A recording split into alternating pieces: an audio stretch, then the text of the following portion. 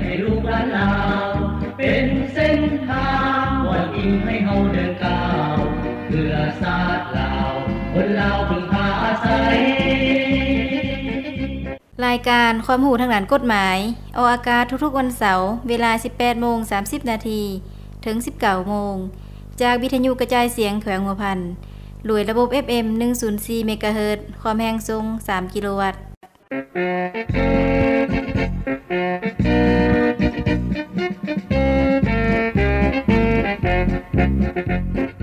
สวัสดีท่านขอต้อนรับท่านผู้ฟังเข้าสู่รายการข้อมูลทางกฎหมายจากสถานีวิทยุกระจายเสียงแขวงหัวพันโดยระบบ FM 104 เมกะเฮิรตซ์ซึ่งนำนี้พงเพชรรับหน้าที่เป็นผู้ดำเนินรายการตลอดระยะ30นาทีกับรายการข้อมูลทางกฎหมายซึ่งว่ารายการของพวกเราจะเริ่มออกอากาศในทุกๆวันเสาร์เริ่มเวลา 18:30 นาทีถึง 19 โมงของทุกๆวันเสาร์นั่นเองท่านผู้ฟังซึ่งรายการของพวกเราก็จะนำเอาสาระน่ารู้เกี่ยวกับบรรดากฎหมายต่างๆมาสัมผัสกันออกอากาศให้บรรดาท่านได้รับฟังและรับรู้นำกันเกี่ยวกับปัญหากฎหมายต่างๆและข่าวๆการเคลื่อนไหวของแผนกยุติธรรมของพวกเรานั่นเองท่านผู้ฟังซึ่งในวันนี้พงเพชรก็ได้มีเกี่ยวกับกฎหมายบ่าด้วยการค้ำประกันกับเทวสัญญาซึ่งวันนี้พงเพชรก็จะได้ยกเอาเกี่ยวกับการค้ำประกันด้วยสังหาริมทรัพย์แม่นแนวเด้อมานำเสนอท่านผู้ฟังได้รับฟังนำกันและก็ยังมีบทข่าวเกี่ยวกับการเคลื่อนไหวของแผนกยุติธรรมของพวกเราเกี่ยวกับพิธีปิดพิอบรมกฎหมายระยะสั้น45วันอยู่ที่เมืองหัวเมืองและกระทรวงยุติธรรมเผยแพร่ลำดับคำแนะนำสื่อด้านด้านกฎหมายและเปิดของการสื่อด้านด้านกฎหมายอยู่แขวงหัวพันนั่นเองท่านผู้ฟังซึ่งแต่ก่อนที่จะไปรับฟังเนื้อของรายการผู้ดำเนินรายการจะให้ท่านฟังได้ไปรับฟังบทเพลงและสิ่งที่น่าสนใจจากทางรายการของพวกเราซะก่อนแล้วจึงกลับเข้ามาสู่เนื้อของรายการกัน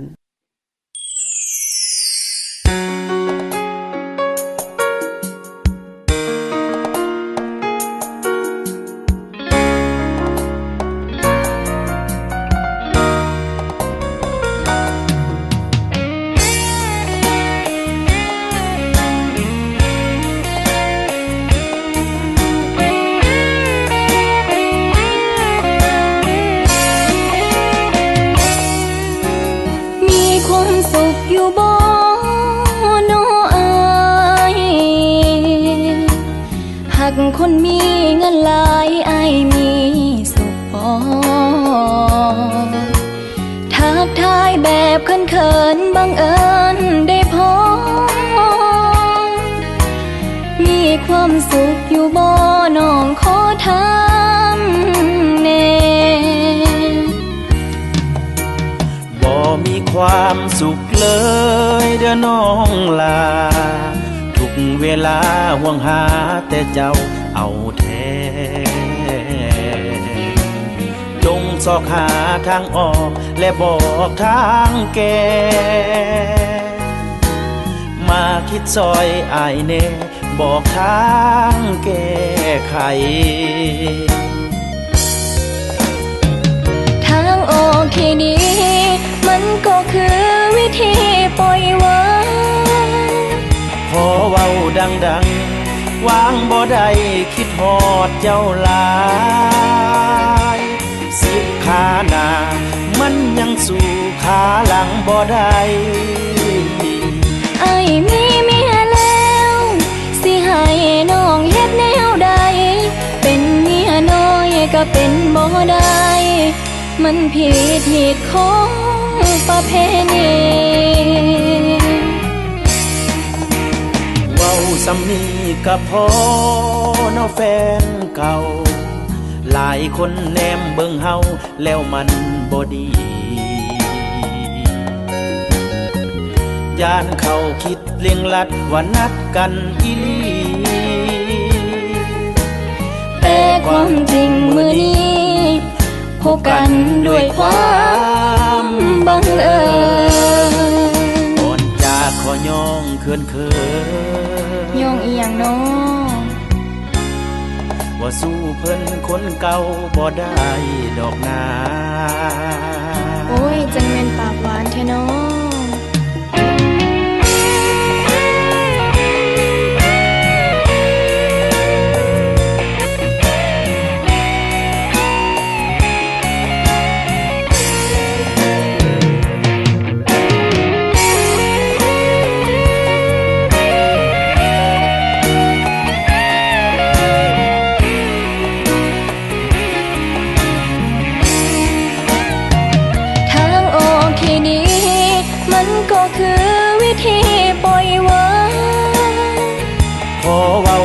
ดังๆวางบ่ได้คิดฮอดเจ้าหลาย10ขาหน้ามันยังสู่ขาหลังบ่ได้ไอ้มีเมียแล้วสิให้น้องเฮ็ดแนวใดเป็นเมียน้อยก็เป็นบ่ได้มันผิดเหตุของประเพณีเว้าสำนีก็พอเนาะแฟนเก่าหลายคนแนมเบิ่งเฮาแล้วมันบ่ดีย่านเขาคิดเลียงลัดว่านักกันอีหลีแต่ความจริงมือนี้พบกันด้วยความบังเอิญก่อนจากขอยองเคินยองเอียงน้องว่าสู้เพิ่นคนเก่าบ่ได้ดอกนาโอ้ยจังแม่นปากหวานแท้น้อง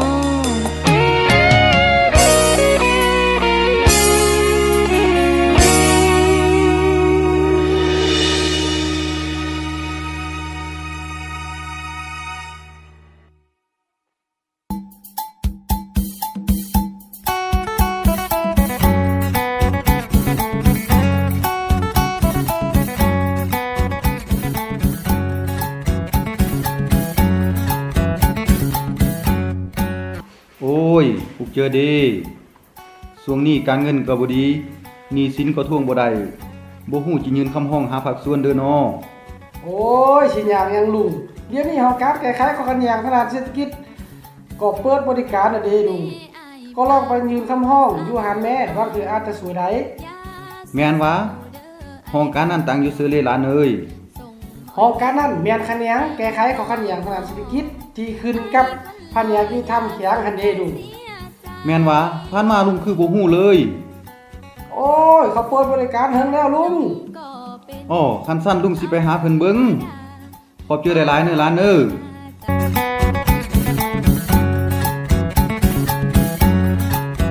แม่นแล้วข้อขัดแย้งทางด้านเศรษฐกิจและการค้าทุกประเภทที่คู่กรณีมีความสมัครเจอนำไปแก้ไขแม่นห้องการแก้ไขข้อขัดแย้งทางด้านเศรษฐกิจยินดีให้บริการเดี๋ยวเด้อ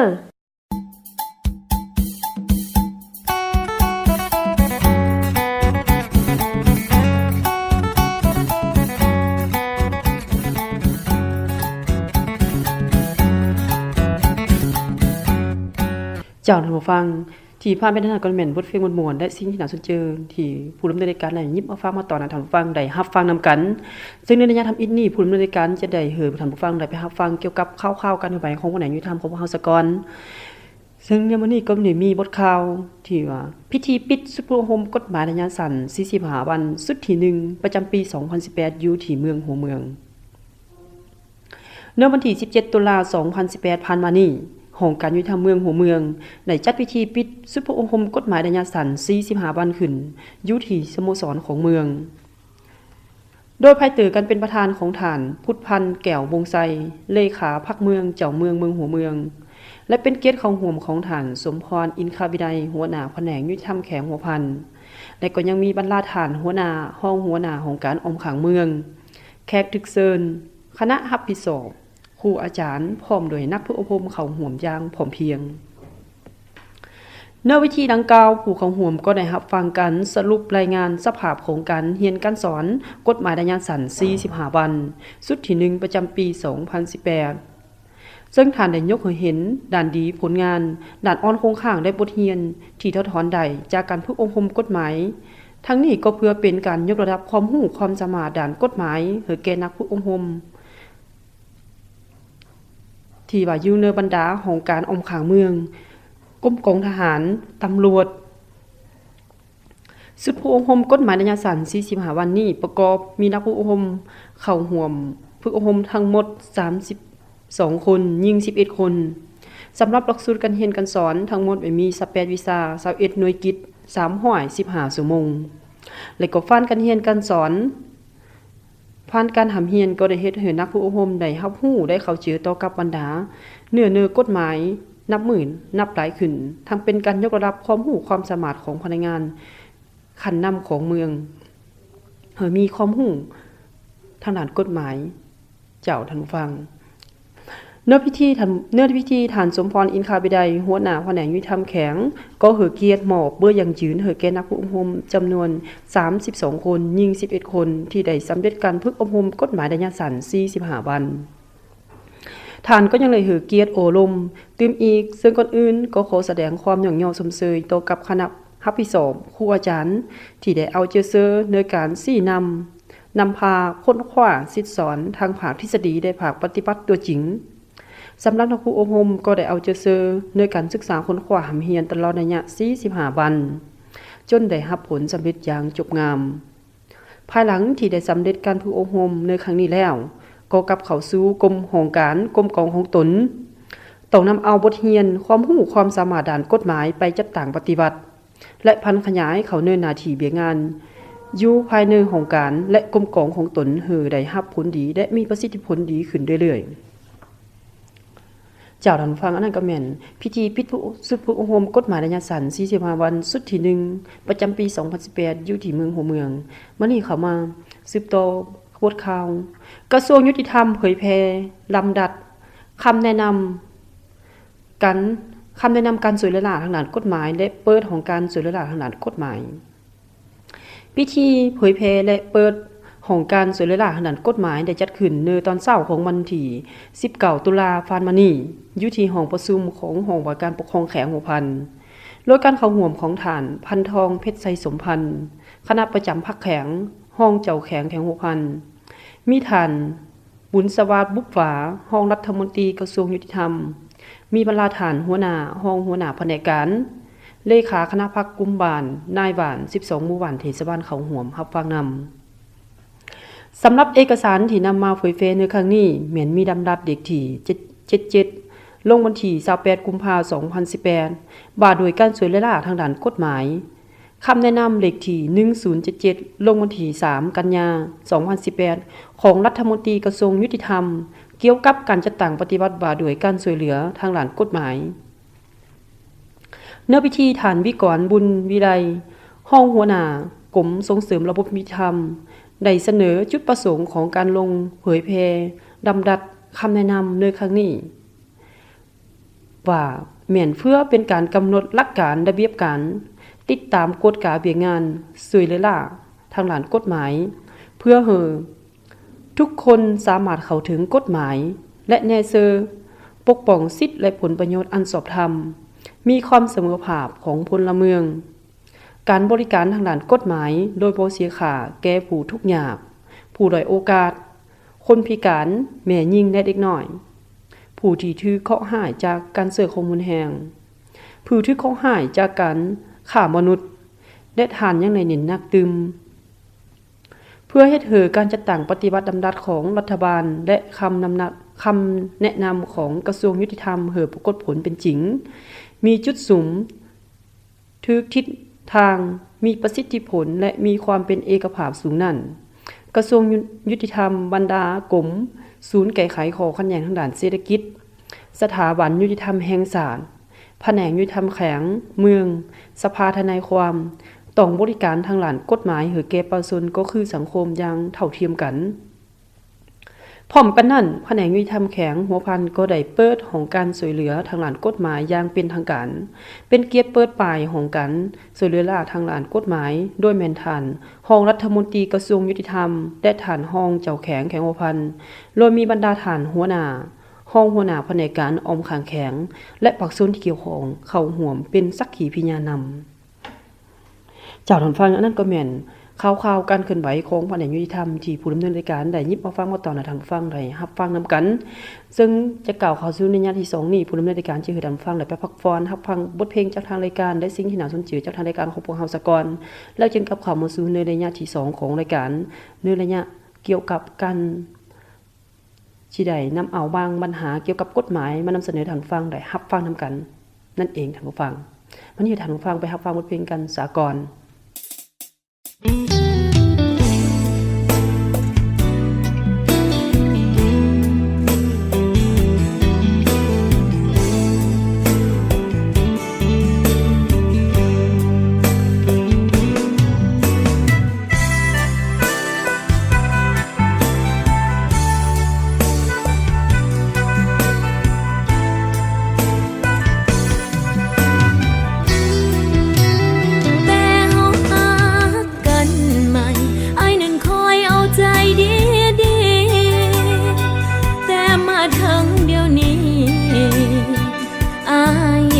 คือเก่า บ่ได้กินหยังดอกคันสิทานั่งยอกแต่เจ้าไปลงเบียกยังบ่พอค่าอย่าฝ้าวโทรนำลายแม่ เว้ามามีแต่เบียนเปลี่ยนคำตัวบ่เศร้า อย่าห่วงหลายเด้อเจ้าเฮ็ดใจกว้างแน่ สิใจกว้างจังใดแนวไอ้ไปไกลมุ่งคักแท้ถ้ากินข้าวจนว่าท้องแปรไอ้บ่เคยแค่หัวใจ คอยมีหมู่หลายขอเอาใจหมู่คอยแน่ติ แล้วเมียเจ้าผู้นี้คือบ่มีเวลาเอาใจ เจ้าอย่ามาเถียงบาดคอยปากสิน้ำตาไหล ป้าโลดเฝ้าป้าไว้ไว้คอยเมื่อยทุกใจน้ำเจ้าแล้วนะคันสั้นมืออื่นนี้เอาไปเส้นใบยางกัน อย่าสู้เว้าจังสันอย่าเว้าเรื่องป่าไอ้เว้าหยอกซื่อ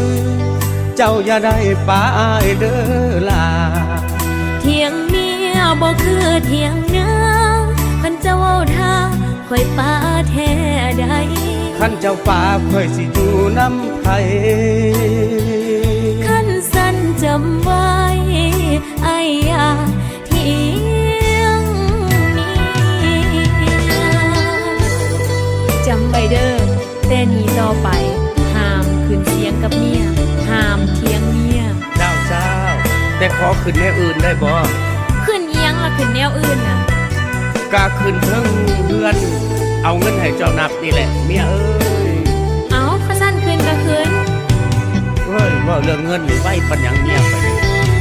คอยมีหมู่หลายขอเอาใจหมู่คอยแน่ติ แล้วเมียเจ้าผู้นี้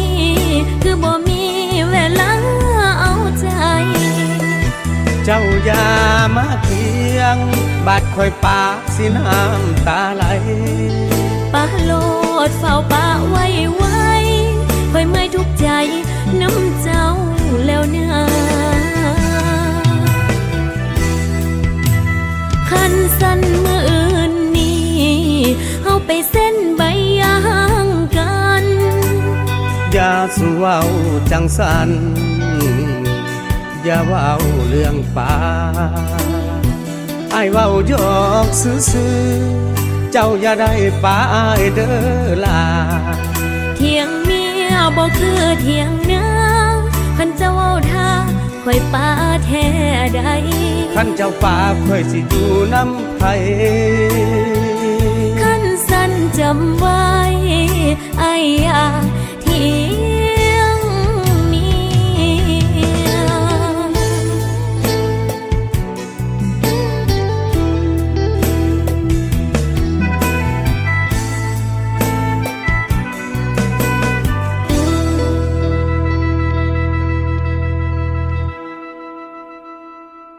เจ้านั้นฟังที่พาไปนั่นก็แม่นข่าวๆกันขึ้นใบของแผนกยุติธรรมแข็งฟัน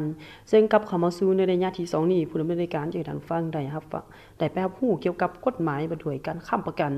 ซึ่งในมื้อนี้ผู้ดำเนินรายการก็ได้ยกเอาเกี่ยวกับการค้ำประกันด้วยสังหาริมทรัพย์แม่นแนวเด้อมานำเสนอท่านฟังได้รับฟังนํกันสำหรับการค้ำประกันโดยสังหาริมทรัพย์ซึ่งเอื่นว่าการสวดจำแม่นการรับประกันการซื้อแทนหนี้สินหรือการขับหรือการปฏิบัติพันธะอื่นด้วยทรัพย์ที่สามารถเคลื่อนย้ายได้สังหาริมทรัพย์ที่นำมาค้ำประกันรวมมี1แม่นวัตถุมีค่า2กลจักร3ยานพาหนะ4สินค้าเนื้อสางหรือวัตถุดิบเพื่อการผลิต5หนี้ต้องรับ6เหมือนเอกสารทางการเงิน7ผลผลิตกสิกรรม 8. สินค้าอุปโภคและบริโภค 9. บัญชีเงินฝาก 10. แม่นทรัพย์สินทางปัญญานอกจากนี้ก็อาจจะมีสังหาริมทรัพย์ประเภทอื่นตามการตกลงของคู่สัญญาการค้ำประกันด้วยสังหาริมทรัพย์ตามกฎหมายบ่โดยการค้ำประกันการปฏิบัติสัญญาแล้วแม่นเอิ้นว่าการสวดจำและได้แบ่งการสวดจำออกเป็น5ประเภทต้นตอดังนี้ 1. การสวดจำโดยวัตถุสิ่งของ 2. การสวดจำโดยเอกสารเซ็น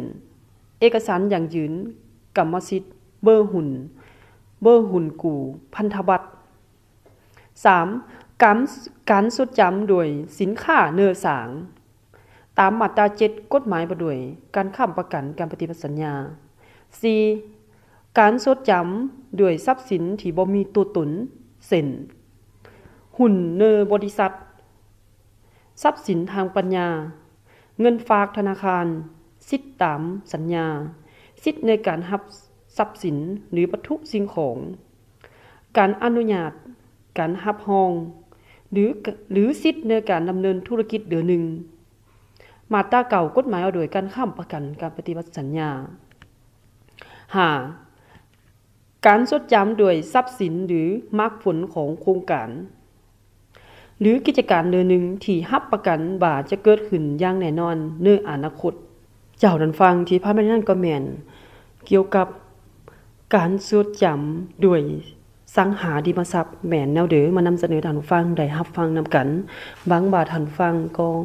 จะเข้าเจอบ่หลายก็หน่อยเนาะท่านผู้ฟังเบิ่งวินาทีของรายการก็เกิดจะสิ้นสุดลงแล้วผู้เริ่มในรายการก็ขออกขอเจอกับมิตรรายการที่เฮอติดตามรับฟังรายการของพวกเฮาแต่ต้นจนจบเจ้าท่านฟังถ้าหากว่าท่านผู้ฟังท่านเด้อหากว่ามีความสนใจปัญหาเด้อของกฎหมายท่านก็สามารถส่งข้อคิดเห็นมาหาทางรายการของพวกเฮาก็ได้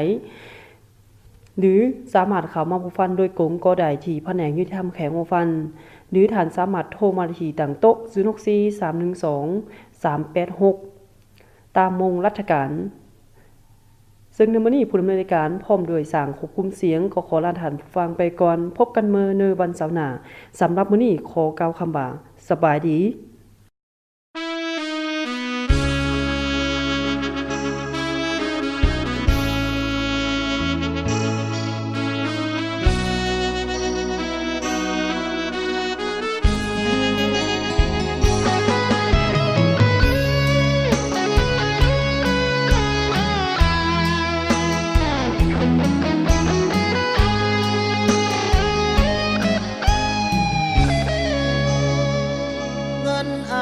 บ่พอ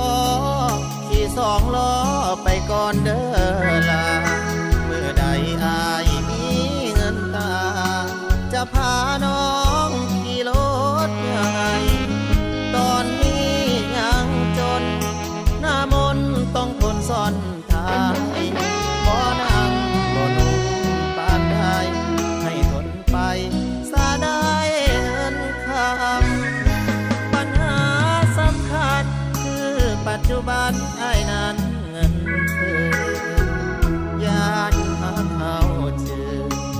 ซื้อเหมือนเขาถึกน้ำยานน้องใจอ่อนหลอกให้อ้ายเจ็บซ้ำเสื้อใจคนงามอย่าทำให้อ้ายเสียเอาเนื้อเหล็กไว้ก่อนอย่าเฝ้าทอดใจอดทุกข์แล้วค่อยสบายดีกว่าทุกข์ในภายบุญเอาพรแสวงไปแข่งกับคนมีบุญทางฝันอยู่ไกลมีลุ้นขอเพียงคุณกำลังใจเงินอ้ายบ่พอที่2ล้อไปก่อนเด้อล่ะหลบฝนทนฟ้าสัญญาด้วยลูกผู้สาวบ่โดนดอกลาจะพาน้องขี่รถใหญ่ขอเพียง2เท่านี้ใจบ่ไกลดอกเด้อความ ความฝัน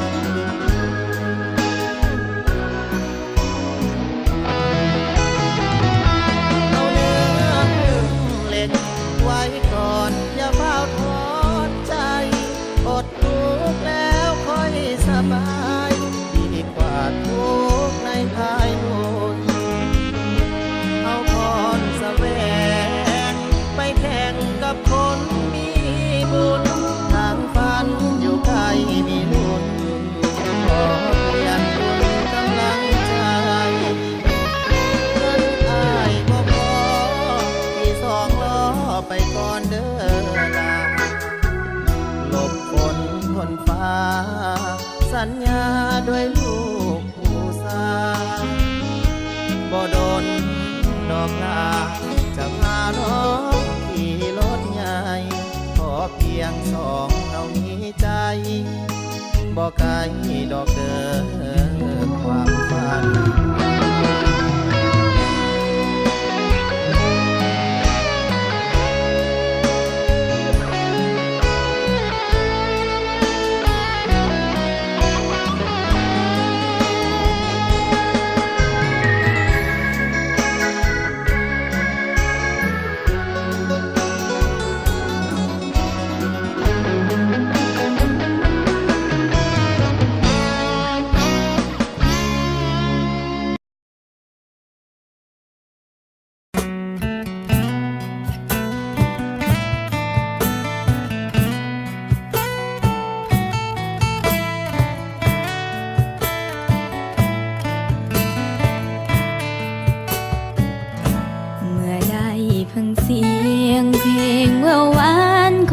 บ้านไก่แม่นแท้บ่ว่าอายหลงไหลหลงรักปักใจเพียงสาวบ้านเกินบ่เหมือนคำเว้าเมื่อพบกันเห็นอายทำเมินยากแท้นอลงฮักสู่เพิ่นผู้สาวบ้านเกินลงลมล้อลวงบ่าวบ้านเดียวกันมาเย้ยยันจนน้องอับอายว่ามัวเมาฮักบ่าวบ้านไกลบ่สนใจคนคอยเฝ้าห่วงสมดังว่าจ้าบ่าวบ้านนาเขาพากมาทวงสาวบ้านเกินจะเป็นบ้าปวงย้อนถือคำลวงของบ่าวบ้านไกลน้องยังคอยอายอยู่ทุกวันมิเคยหลงลืมคำมันย่านแต่ไอ้นั้นละที่เป็นใจค่าดองมีแพงให้ไอ้มาขอแต่งไว้หากย่านน้องเป็นของคนใหม่หีบตัดสินใจเฝ้ามาสู่ขอถ้าอยากเป็นเคยไทยบ้านเกินในแดนบ่เกอนัดพบกันที่บุญทรงเฮอเสิร์นไอเมื่อน้องจะเฝ้ารอเต็มจิตเต็มเจอบอกผู้เยอะของอายมาขอน้องจะคอยมุ่งหวังตั้งต่ออายมาสู่ขอเป็นเคยบ้านเกิ